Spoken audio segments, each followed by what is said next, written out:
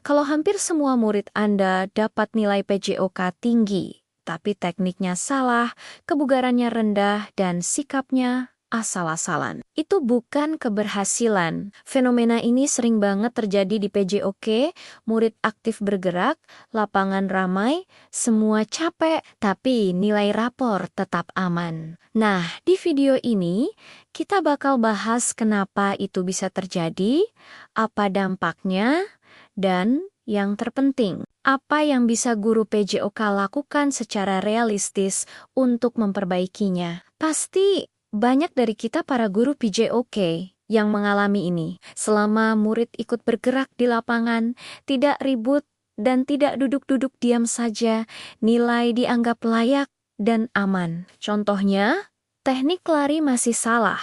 Passing bola cuma asal kena, kerja sama tim minim. Bahkan, disiplinnya rendah. Tapi di Raper, nilainya bisa ke 85 pada PJOK, jadi dinilai dari kehadiran dan seberapa capek muridnya, bukan dari kompetensi yang seharusnya mereka kuasai. Ini adalah sebuah ilusi keberhasilan yang sering kita ciptakan sendiri. Masalahnya, nilai PJOK yang dikatrol seperti ini punya dampak yang serius. Pertama, murid jadi merasa sudah sehat dan mampu. Padahal kenyataannya belum. Mereka merasa nilai tinggi berarti mereka sudah bugar dan punya skill yang bagus. Kedua, guru di kelas berikutnya jadi salah membaca kemampuan motorik murid. Guru baru mengira murid sudah punya dasar yang kuat.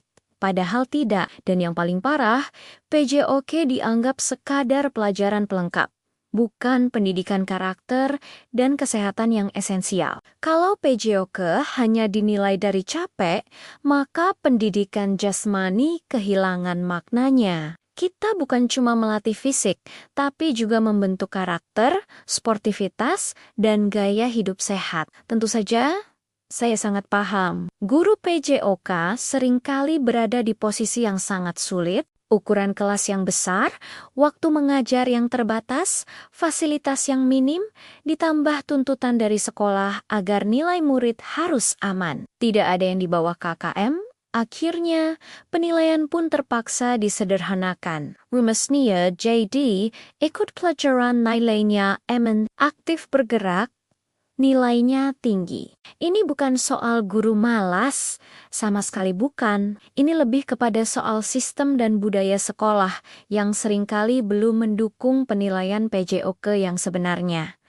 Lalu, apa solusinya? Solusinya jelas bukan dengan menurunkan nilai secara drastis dan membuat banyak murid tidak naik kelas. Itu akan menimbulkan masalah baru. Ada beberapa hal realistis yang bisa kita lakukan sebagai guru PJOK. Pertama, fokus pada indikator yang sederhana tapi bermakna. Misalnya, nilai sikap, usaha, dan progres atau kemajuan murid dari waktu ke waktu. Kedua, gunakan penilaian proses, bukan sekadar hasil akhir yang sempurna. Lihat bagaimana mereka berusaha, bukan cuman apakah bolanya masuk atau tidak. Ketiga, kita bisa gunakan catatan deskriptif singkat di penilaian, seperti sudah menunjukkan perkembangan atau masih perlu bimbingan. Intinya, nilai boleh sederhana, tapi harus jujur dan mencerminkan kondisi murid yang sebenarnya. Pertanyaannya sekarang untuk kita semua,